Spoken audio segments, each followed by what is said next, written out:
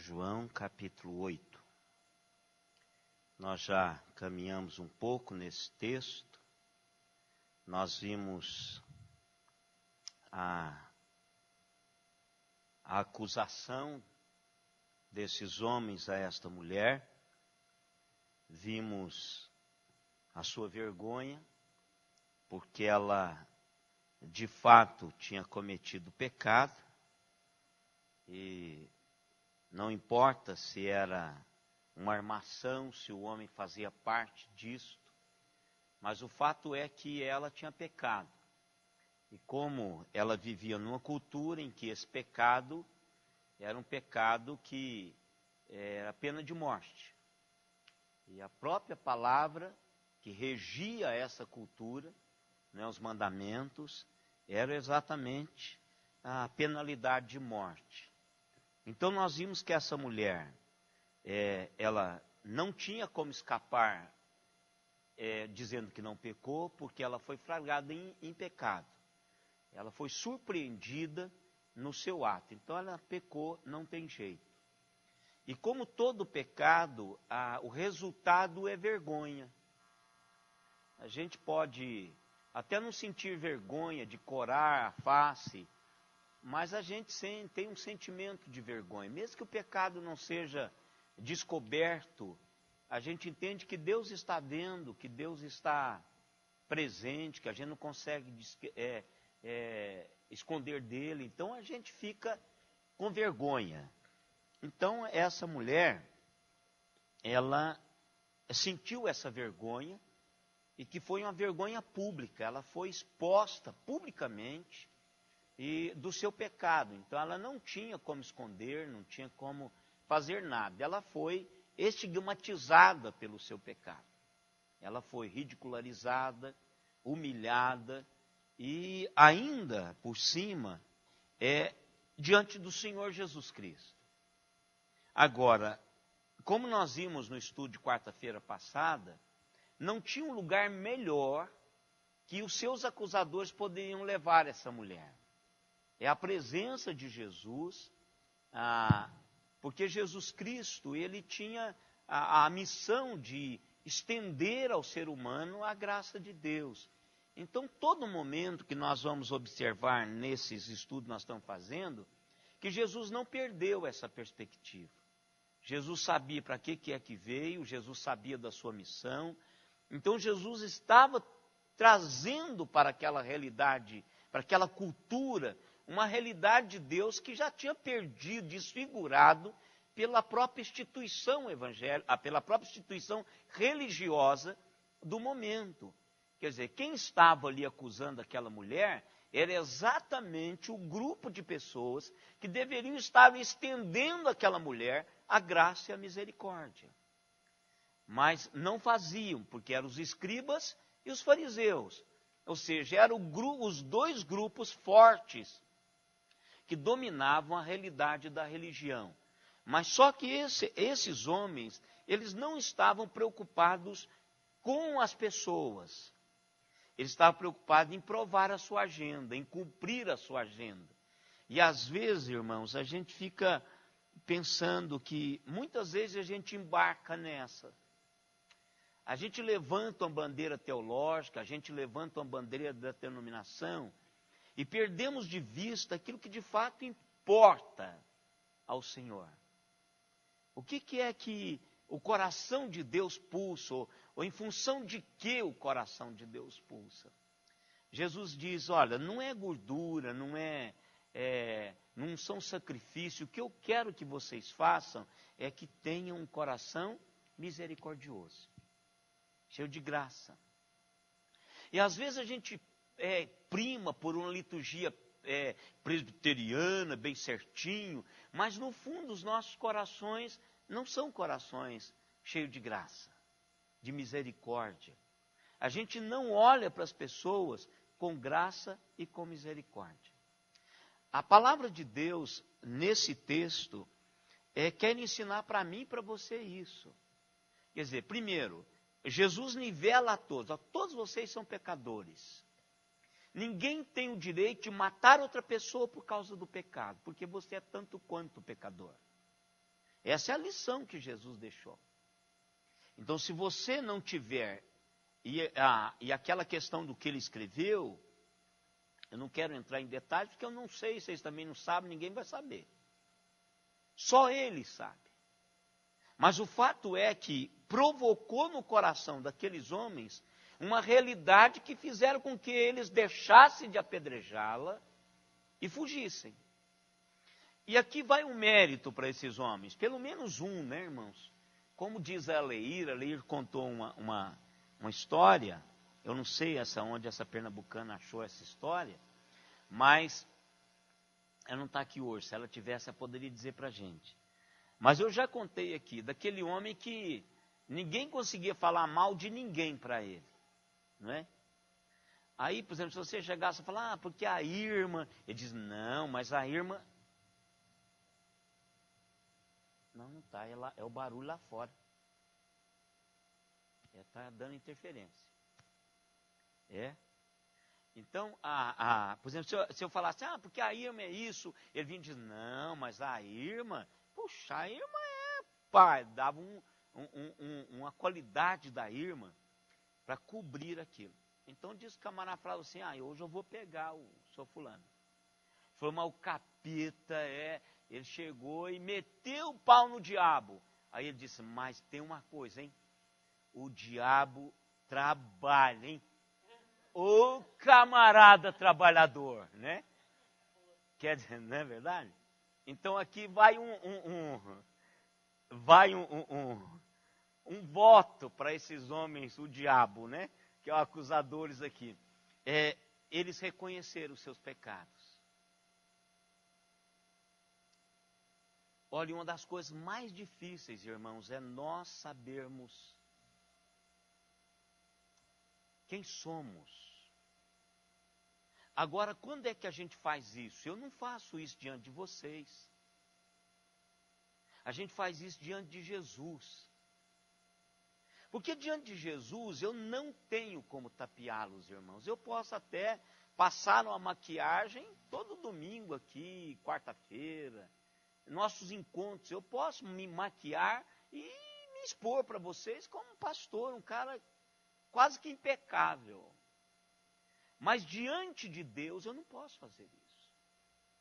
Ainda que eu faça diante das pessoas, diante de Deus eu não posso. Por quê? Porque Deus sabe exatamente quem eu sou. E aqui vai um voto de apreciação para esses acusadores.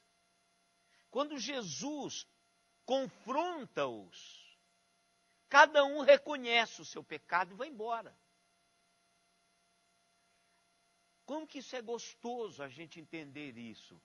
Às vezes, por ser um momento repetitivo, na liturgia nossa, a igreja reformada faz isso, toda igreja reformada tem um momento de confissão, porque é um momento de adoração, a chamada adoração, que nós vamos adorar, um momento de confissão, momento de consagração, um momento de comunhão, que é a Santa Ceia, e um momento de edificação. Esses são os pilares da liturgia da igreja reformada.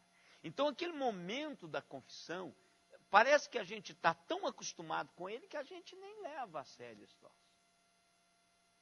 Agora eu já sei o que vai acontecer, ele vai falar para a gente ficar tal, aí o cara fica voando, ele não quer conversar. Mas esse é um momento especial, é um check-up.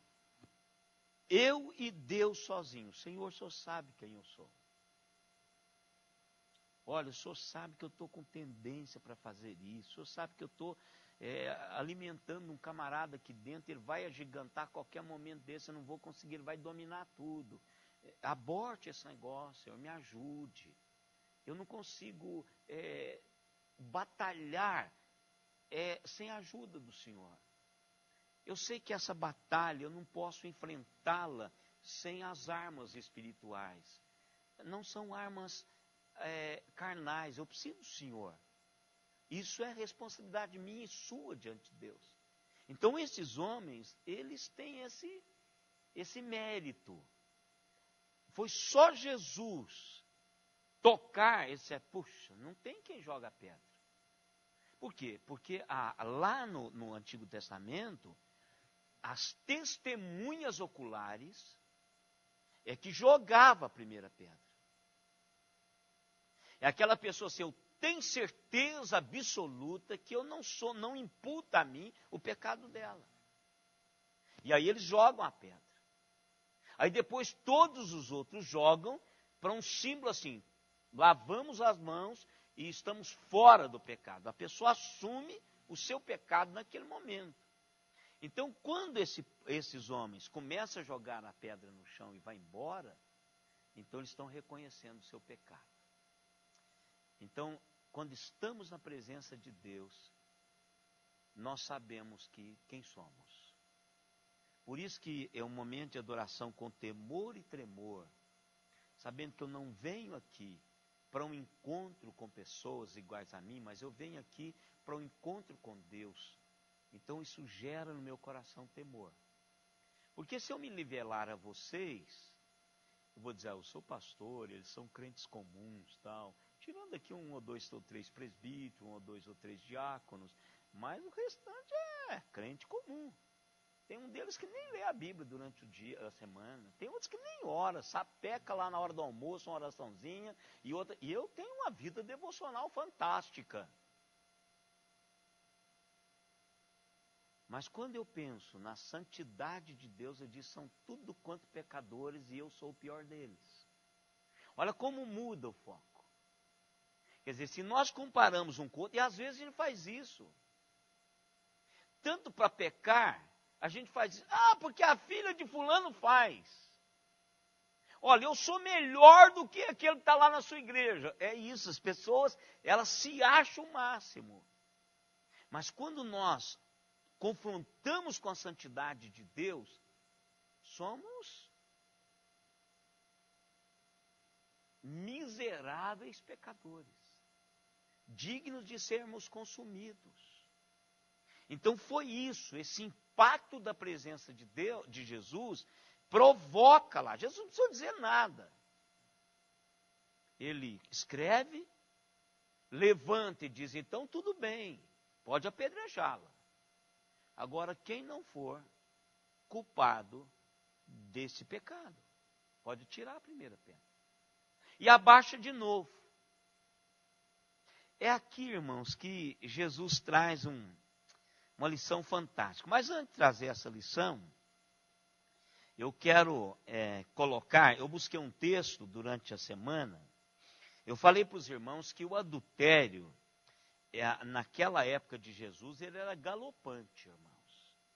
Essa semana eu estive com a irmã, e ela não está aqui conosco, ela não sabe o que eu estou falando, porque ela está frequentando uma das nossas congregações, ajuda numa das congregações, e ela não vem aqui. Então, ela não sabe que eu estou tratando sobre isso na escola dominical e no culto à noite, na quarta-feira. Mas ela me disse, pastor, sabe, eu queria dizer isso para o senhor, mas eu ficava assim receioso, mas vou dizer. Eu falei, pode dizer, minha irmã. Ela disse, senhor sabe, se Deus não tivesse colocado o sexo, você sabe que seria muito melhor essa vida.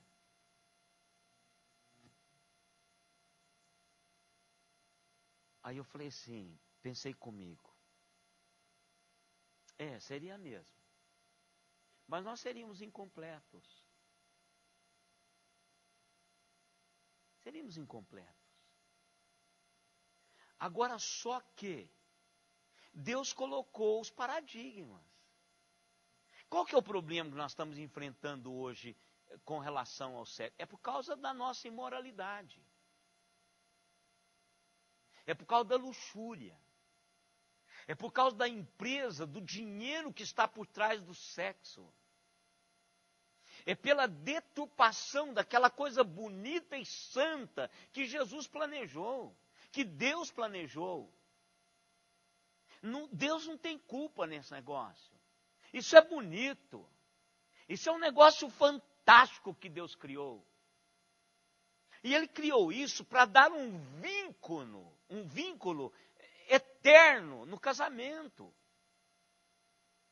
Agora, é problema, porque, irmãos, nós deturpamos esse negócio como tudo que Deus fez, nós deturpamos.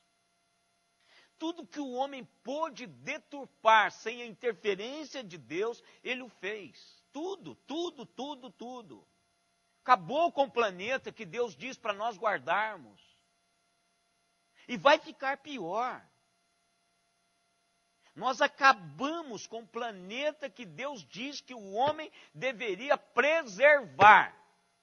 Antes dessa enxurrada de falar sobre ecossistema, de falar sobre ambiente, meio ambiente, o Senhor Deus já tinha dito, olha, cuida. A primeira coisa que Deus disse ao homem foi, você deve cuidar deste jardim. Cuida disso, não destrua. Está tudo feito para funcionar. Agora, cuide. E nós estragamos com tudo. Mas tudo. Tudo. A poluição está nos matando. Eu vi um dia desse, não sei se foi Paris, uma dessas capitais aí, top. As pessoas não podiam sair. Não sei o que aconteceu, que o clima ficou insuportável. Então, irmãos, nós estamos acabando com tudo. Não é porque Deus colocou alguma coisa que não deveria colocar. É porque nós deturpamos. Você abre, eu chamo a Simona, às vezes fala, bem, olha aqui, eu estou pesquisando sobre isso. Veja o que apareceu na tela. Agora, irmãos, eu tenho a maturidade suficiente de clicar ali e mandar embora. Mas vejo nossos adolescentes que são doutores em computador. Isso aparece, ele vai atrás. Ele quer saber até onde vai chegar. E aí o que acontece? Deturpa aquilo bonito que Deus criou. Que Deus criou. Então, o que aconteceu, que está acontecendo conosco, era tanto quanto, irmãos, não tinha mídia. Mas o adultério era prevalente na cultura de Jesus. No tempo que Jesus viveu. Não sei se vocês se lembram, mas num texto, se a gente lesse assim, por exemplo, Tomás de Aquino, ou fulano de tal, do primeiro século, como chama lá o do primeiro século? Joséfos. Joséfos diz que de tanto proliferar o adultério, a gente ainda fica pensando, será que Joséfos não estava velho? Será que ele não estava olhando alguma coisa e tal? Mas Jesus é que diz que essa geração era uma geração má e adúltera. Olha, irmãos, e não está no contexto de adultério espiritual, porque a Bíblia usa também adultério espiritual. Mas essa uma maneira que a Bíblia usa no Antigo Testamento. Marca aí na sua Bíblia. Mateus, capítulo 12, verso 39. Geração adúltera. É quando eles pedem para Jesus um sinal. E Jesus fica irado com isso. Jesus diz assim, como pode uma geração má e adúltera pedir um sinal? E ele fica bravo, sinal nenhum será dado, a não ser o de Jonas. Só isso. Então Jesus fica irado, mas aqui a gente tem um rastro de definição, porque Jesus, irmãos, não está simplesmente dizendo que aquela geração era geração adúltera por atos. Mas ele está dizendo que havia adultério de fato e de verdade, de corpo, que ninguém sabia, e havia o adultério de cabeça. Ele põe no pacote tudo de geração adúltera. Então a gente entende que a questão do adultério é uma questão como hoje.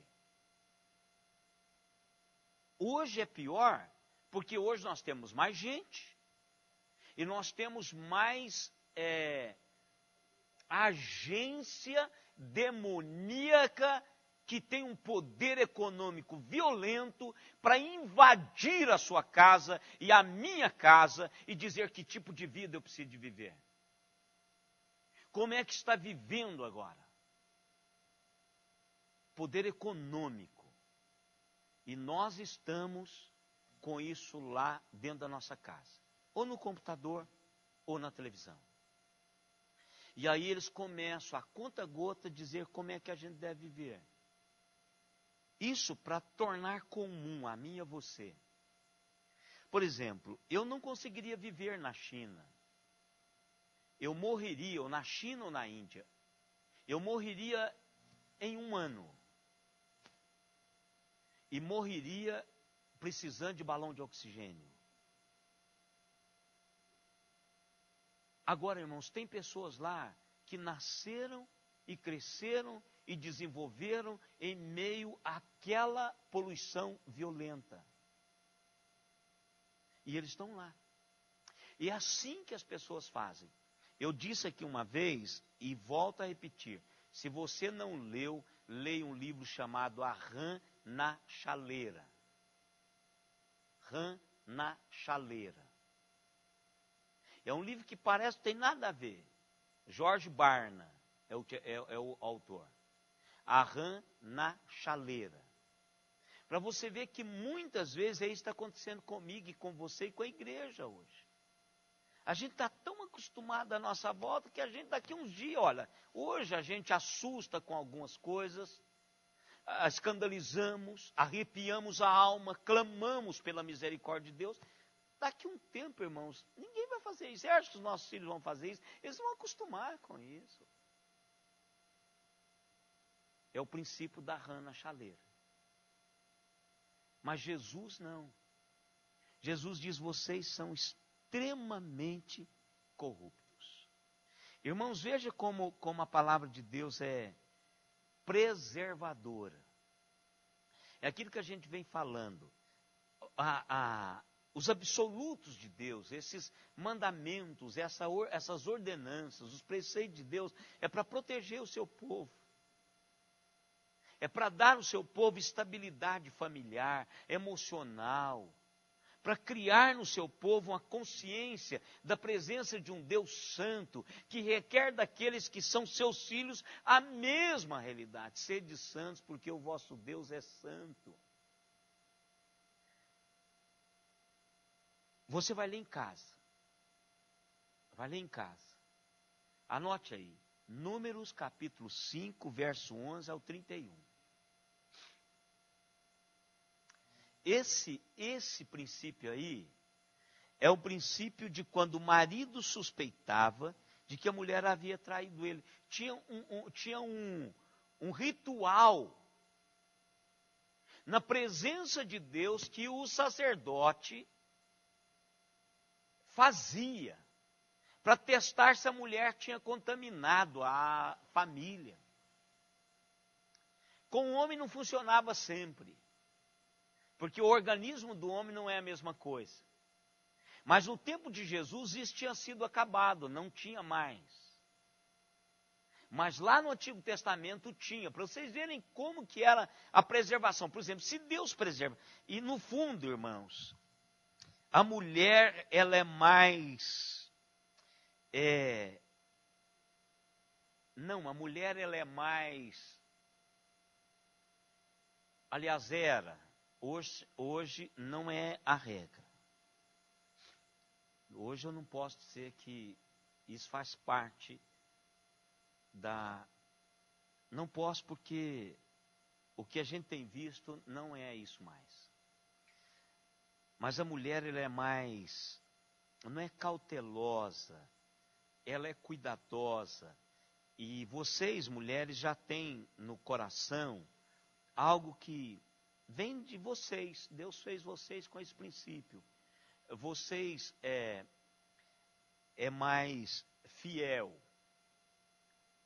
Vocês são mais família. O homem é que é galinha. Essa é a palavra. O homem que é esse cara que não consegue. Ele é que, se ele for nutrido, esse lado dele, ele vira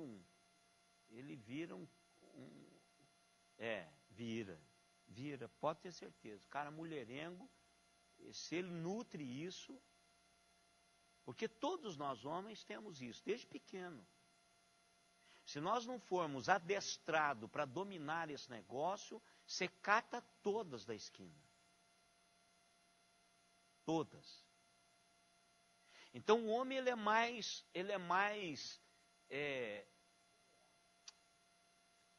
eu tenho um punhado de palavras aqui, mas eu não posso falar.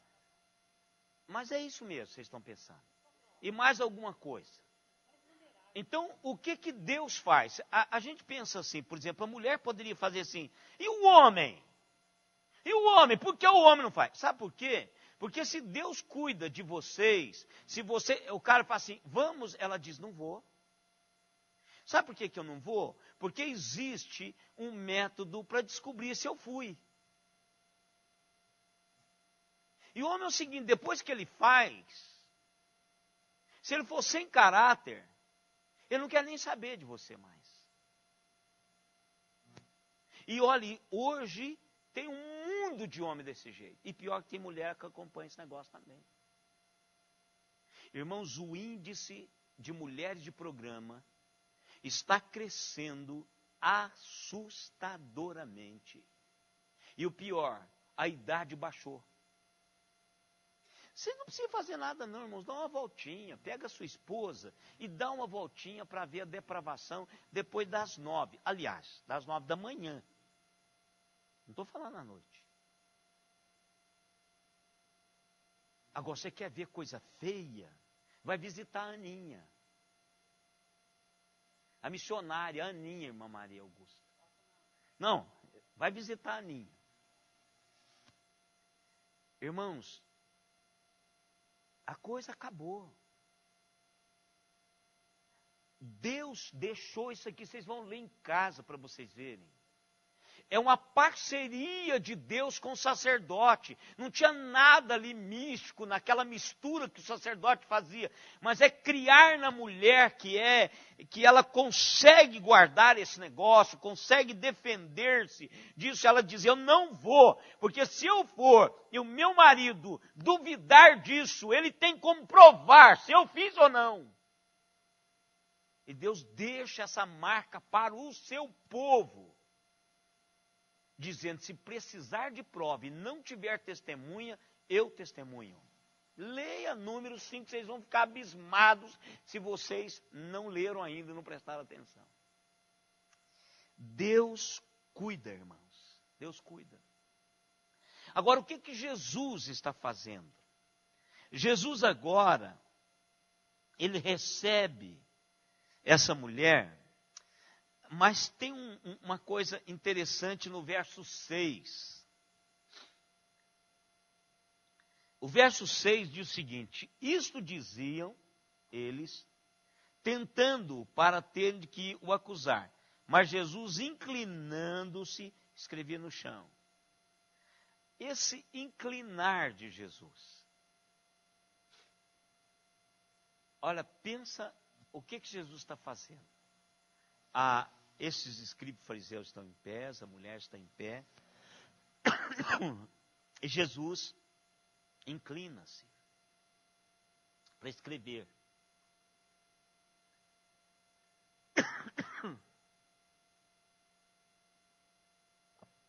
Estou com a crise, irmãos, violenta.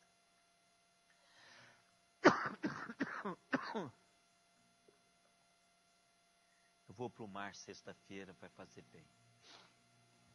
Segunda Simone eu vou sarar lá. Jesus inclina, como ele sempre fez. Ele inclina numa imagem da sua graça. Ele inclina primeiro para dizer para mim e para você que nós somos miseráveis pecadores.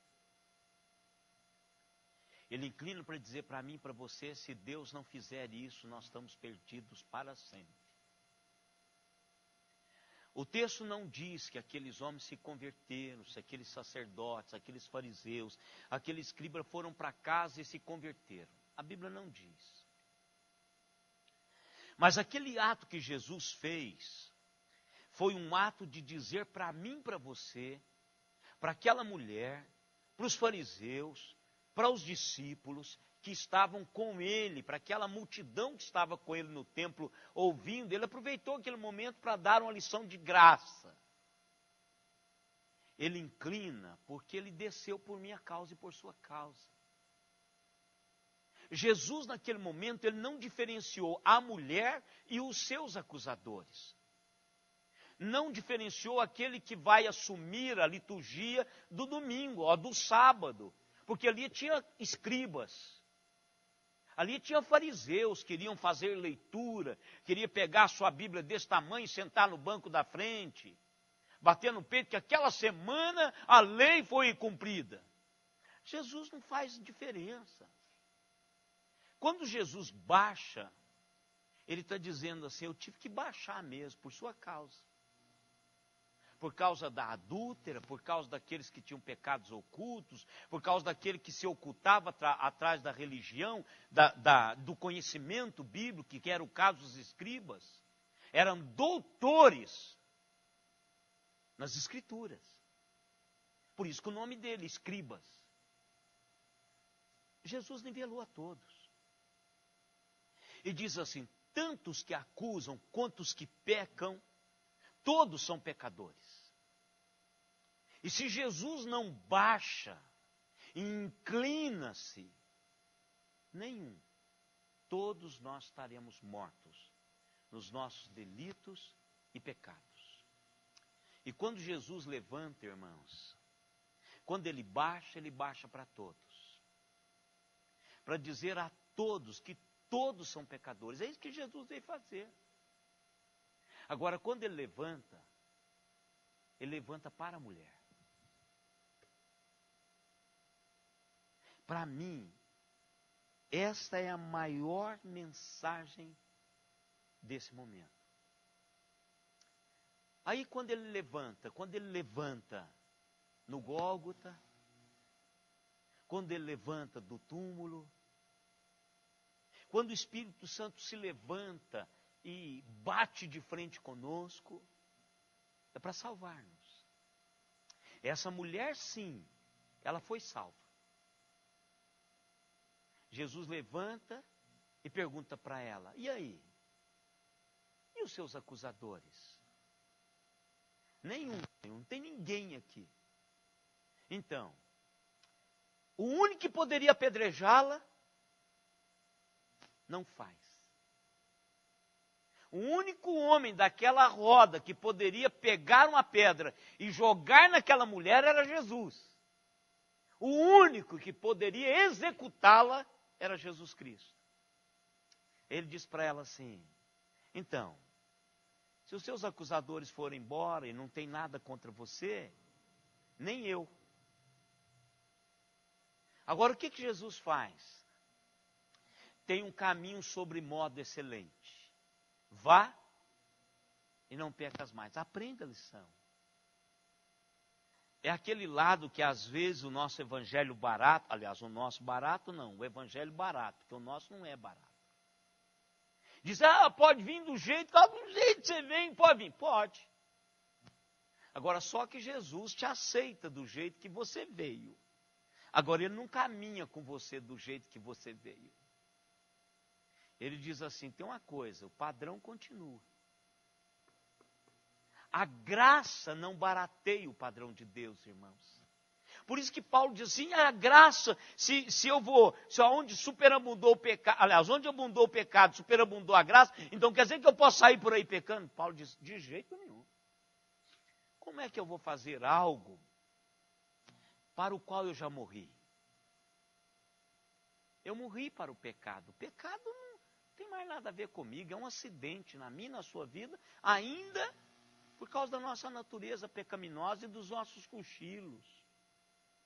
Porque o pecado na nossa vida são nossos cochilos, irmãos. Quando nós desconectamos, quando nós alimentamos os nossos gigantes. Mas Jesus define, olha, vá para casa e abrace a graça. Irmãos, não diz o texto, mas não dá uma vontade de abraçar Jesus? Ia ficar meio feio, porque talvez ela não estivesse bem vestida. Hein? Não, ali naquele momento, ela vai embora para casa, publicamente ela é restaurada. Jesus diz para ela, não tem nada contra ela. Se eu fosse ela, teria dado um abraço em Jesus, de verdade, meu irmão. Não importa como estava, Jesus não ia criar nada, nenhum pensamento sobre ela, poderia estar do jeito que ela quisesse. A prostituta cansou de dar beijos nos pés de Jesus, de ungí-lo, e ele não reagiu nada, ele amou aquela mulher de todo o coração. A gente pensa, porque a gente tem a cabeça de homem, Jesus é santo, Jesus era Deus, Jesus não pecou. Foi tentado sim, porque ele era homem, mas em nenhum momento ele pecou.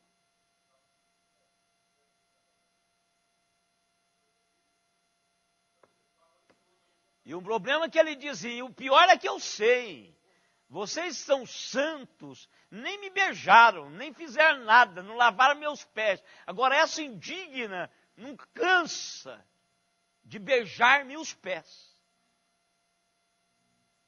Gente, se a gente lê Jesus, aliás, se a gente lê os evangelhos, a gente fica embebecido da grandeza de Jesus Cristo. E o pior, irmãos, a gente foi chamado para representá-lo, essa grandeza de Deus na vida. E as pessoas gostam de ser tratadas como Deus estivesse tratando-as. Quando a igreja perceber isso, irmão, você não vai fazer força. As pessoas vão chegando, porque elas vão ser amadas como se Jesus estivesse fazendo isso com elas. Sem estigmas. Para curar, a igreja é para curar, Jesus é para curar, para perdoar. Ah, mas ele é muito pecador. Quem não é, irmão? Se eu não sou hoje, mas eu já fui. Miserável, desgraçado, repugnante, nojento. Não sou hoje tão nojento assim. Mas eu já fui. Eu me envergonho de muitas coisas. E algumas, para aliviar a consciência, de Senhor, o senhor está lembrado, está perdoado aquele negócio. Lá atrás está mesmo. Não, a gente não faz. Eu faço isso. Embora a Bíblia está dizendo para mim que pecado confessado é perdoado, mas quando vem aquele negócio, aquela angústia, aquela vergonha, aquela coisa, eu digo, Senhor, está mesmo, tá? Aquele negócio está perdoado. Está perdoado, o Espírito, e está. Mas o que eu quero é só confirmar, né? Eu sei que está. Eu só aqueles momentos assim aqueles lampejos de desgraçado que abate o coração da gente, que você tem medo assim será que perdoou mesmo? Aí você volta e diga, Senhor, está mesmo aquele? O senhor lembra? Tá. Não lembra mais. Ele disse que não lembra mais. Né? Então, irmãos, essa lição para a gente. Uma história que a gente está cansado de ouvir, mas a gente não mastiga ela, né? Quando a gente vai mastigando é que a gente vai entrando na história, sabendo as complicações, as implicações e tudo que isso está resumido.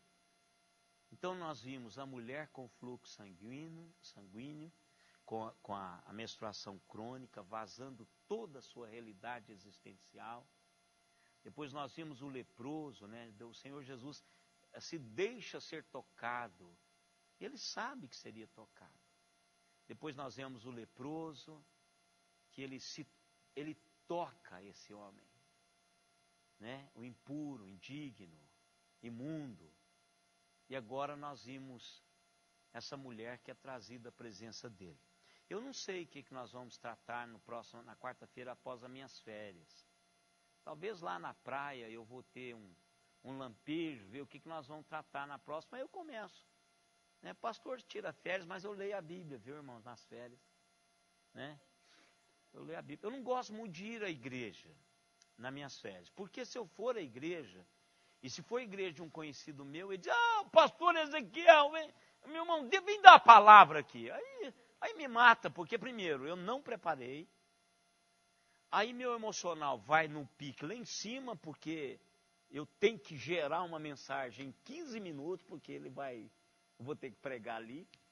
Então, eu não vou. Às vezes eu não vou. Se for numa igreja que eu não conheço, ninguém sabe quem eu sou, eu entro, né? Mas nos lugares para onde eu vou, todo mundo sabe quem eu sou. Então é perigoso. Né? Lá no Recife, não. Né? Lá em Salvador, não. Né? Mas aonde eu gostaria de ir é meu amicíssimo, né? Que é o pastor. Como é que é lá, bem? O lá de Salvador, ô Cristina, hein? Josafá Vasconcelos. Reverendo Josafá Vasconcelos é lá de Salvador, que é meu amigo. Se eu chegar, bem, eu não sei, ele é um figuraça, não vai me convidar para pregar. Talvez eu vá porque ele não vai ter essa liberdade, ele não sabe mais quem eu sou. E ele não dá o púlpito dele para qualquer um assim. Então, mas quem sabe eu posso ir visitá-lo. Né, bem, uma boa visita no culto à noite, se a gente tiver como fazer, a gente vai visitar o pastor Josafá. Né, assistir o culto lá, participar do culto com ele, porque é um bom pregador, tenho certeza que vai ter uma alimentação muito boa. Ele é puritano, né? Aquela mensagem bem, hein? Sabia que o reverendo Josafá Vasconcelos tem vergonha, ele escreveu um cântico. Ele é puritano, ele é um crentaço. O reverendo Josafá Vasconcelos, ele é um homem de Deus, um homem muito, mas muito crente, o reverendo Josafá. Mas foi ele o compositor daquele cântico que fala assim, tropeça aqui, oi, cai acolá, mas depois se levanta e começa a cantar. Ele diz que aquela época foi uma época muito ruim na vida dele. Porque não tem isso, tropeça aqui, perde. Então, e hoje ele é puritano, ele. Ele não faz isso hoje de jeito nenhum. Claro, não faz também porque ele envelheceu, ele é mais velho do que eu, e ele já está. Mas continua pregando porque é um homem muito crente. Aí é um homem que o conselho a gente poderia convidá-lo para um dos aniversários da igreja. Ele tem uma boa palavra, irmãos. É de arrancar coruja do toco ao meio-dia. Né? A pessoa ela está naquele sono. É uma mensagem, são mensagens fortíssimas e bíblicas. Aliás, os puritanos foram irmãos que mudaram a sua época. Não, mas ele mudou. Não, mas isso foi depois. Não, ele era evangelista de praça. Na minha época de seminário, ele foi várias vezes no seminário. Ele ainda era meio. Mas aí eu já peguei no meu último ano, não, no meu terceiro e quarto ano, eu já peguei já o movimento puritanos. Porque surgiu no Recife. Lá tinha um colega meu do quarto ano, que é puritano. Então, eles são fantásticos, não tenho nada contra, irmãos. São. O reverendo Josafá? Josafá. Um bom nome. Quem sabe eu de fato dá certo. Só que eu não sei onde é a igreja dele. Mas eu posso até procurar, saber. Não, mas é claro, isso aí. Então, quem sabe eu levo uma conversa com ele já, assino um pré-convite. Não é? Mas tudo bem. Vamos colocar em pé, irmãos. Agradecer a Deus por essa graça e por essa misericórdia que Ele tem para com todos nós. Foi a base da sua morte. Trazer perdão a cada um de nós. Senhor, somos sim, ó Deus, igualados em nossos pecados, em nossa natureza pecaminosa, em nossos apetites para o pecado, mas nós somos também, ó Deus, lavados no sangue do Cordeiro. Somos perdoados de todos os nossos pecados. Pecado, ó Deus, nas nossas vidas não é uma prática, é um acidente. Porque ainda estamos, ó Deus, aqui, e muitas vezes nós perdemos a perspectiva do Senhor para cada um de nós. Esquecemos quem somos, esquecemos o que estamos fazendo aqui, e às vezes até vivemos a prática de um ateu. Esquecemos do Senhor. E por isso pecamos. Mas, ó Deus, o que nós queremos clamar é para o Senhor nos ajude a todo tempo vencer essas tentações e vencer a nós mesmos. Nos ajude, nos livre de nós mesmos. E ajude, Senhor, a cada um na sua caminhada. Abençoe, ó Deus, essa igreja, para que ela continue, ó Deus, sendo a boca do Senhor nessa cidade. Para aqueles que serão salvos, para aqueles que já são salvos, por aqueles que estão sendo salvos, para que essa seja uma agência da tua graça, com a mesma dimensão do teu coração em direção aos pecadores. E que o Senhor esteja produzindo em nós temor e tremor, pela tua presença, em nome de Jesus. E agora, irmãos, que a graça do Senhor Jesus Cristo, o amor de Deus, o nosso eterno Pai, a comunhão, as consolações e o poder do Espírito Santo esteja em nós e sobre nós, até aquele dia, quando com Ele nós nos encontraremos. Amém, Senhor. Amém.